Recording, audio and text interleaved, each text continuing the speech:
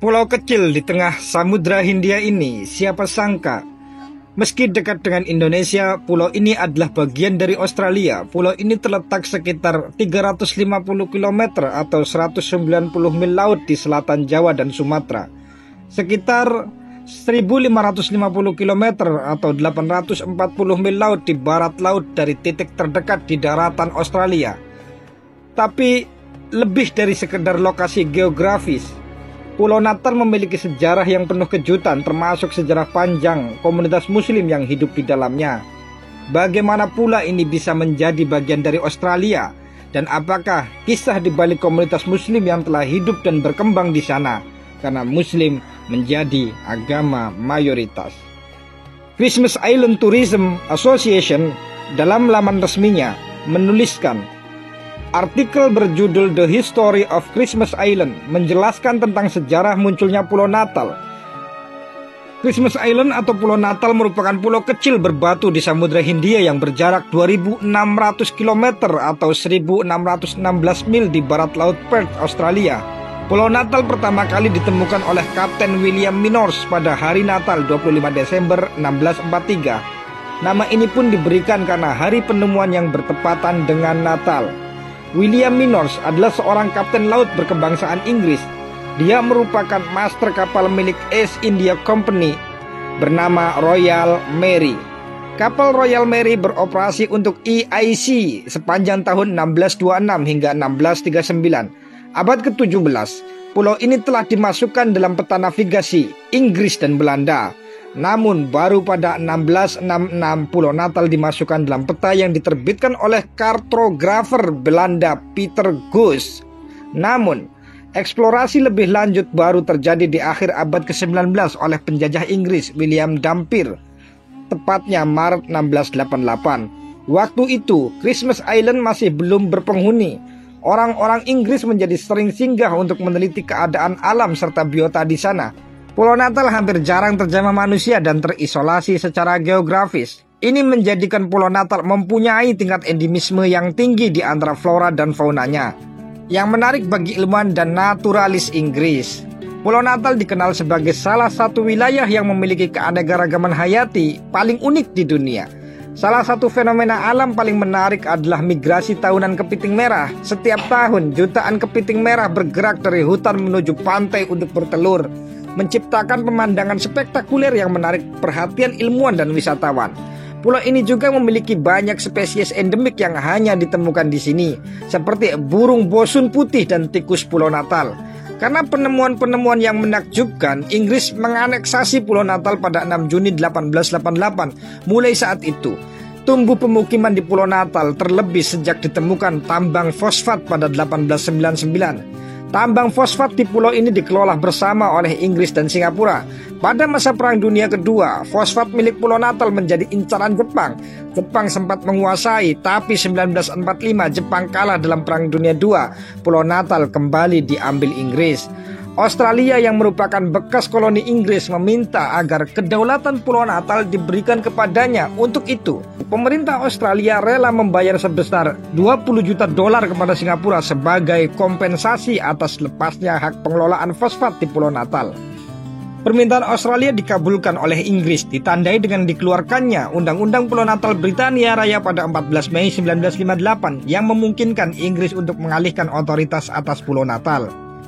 Undang-Undang Pulau Natal Australia disahkan pada September 1958 dan pulau ini secara resmi berada di bawah otoritas Australia sejak 1 Oktober 1958. Pulau Natal tunduk pada hukum federal Australia. Sistem hukum Australia diberlakukan di pulau ini dan penduduk Pulau Natal juga mengikuti undang-undang yang sama seperti warga negara Australia di wilayah lainnya. Keputusan yang dibuat di pengadilan Australia berlaku di pulau ini dan jika ada sengketa hukum, penduduk dapat mengajukan banding ke pengadilan di daratan Australia. Secara keseluruhan, meskipun Pulau Natal berada di bawah yurisdiksi Australia, sistem pemerintahannya lebih bersifat administratif dan bergantung pada kebijakan federal Australia.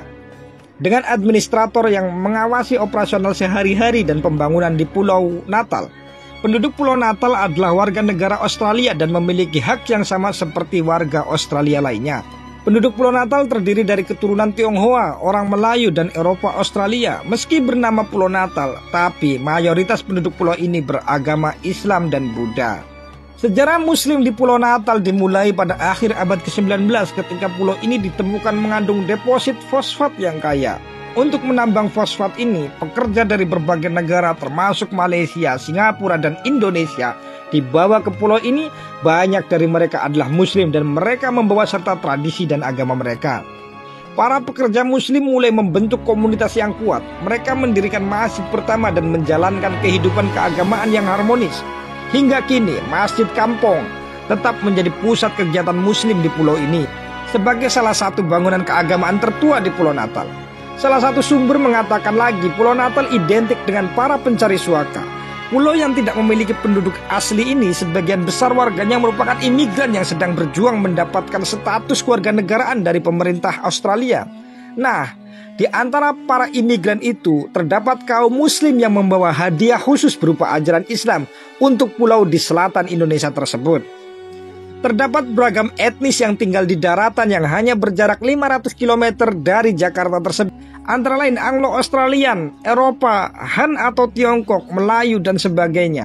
Menurut laman CIA.gov The World Factbook, Pulau Natal memiliki populasi sekitar 1.692 orang.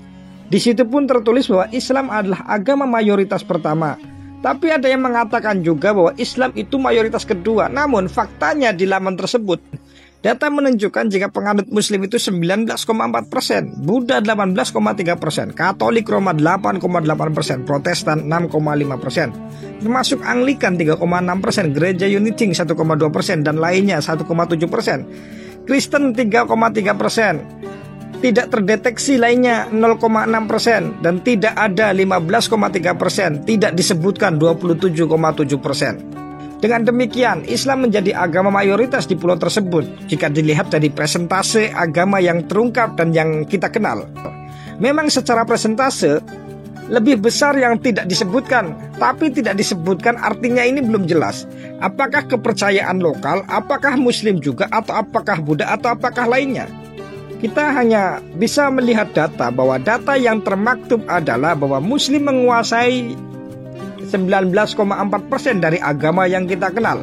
Komunitas Muslim lebih banyak tinggal di Flying Fish Cove atau dikenal pula dengan nama Kampung.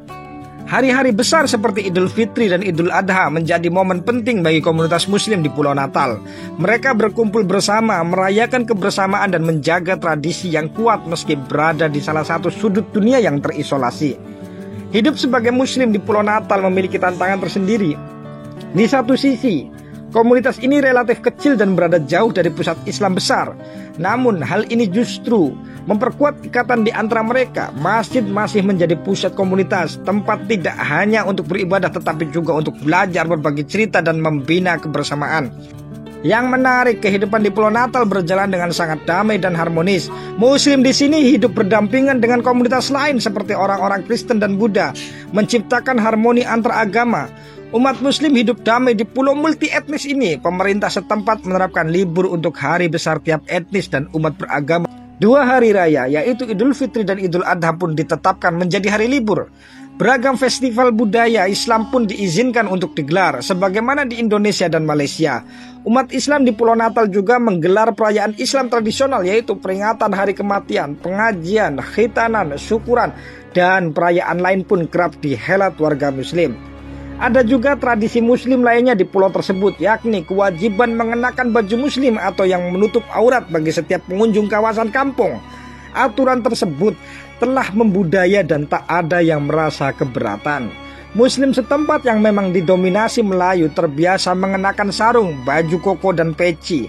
Beberapa di antara mereka pun mengenakan gamis yang umumnya berwarna putih. Nyaris tak ada perbedaan dengan Muslim di Indonesia atau Malaysia.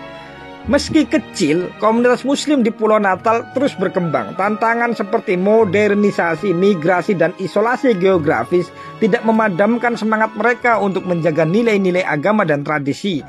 Bahkan banyak pemuda Muslim yang aktif terlibat dalam proyek-proyek lingkungan dan sosial memperkuat peran mereka dalam masyarakat.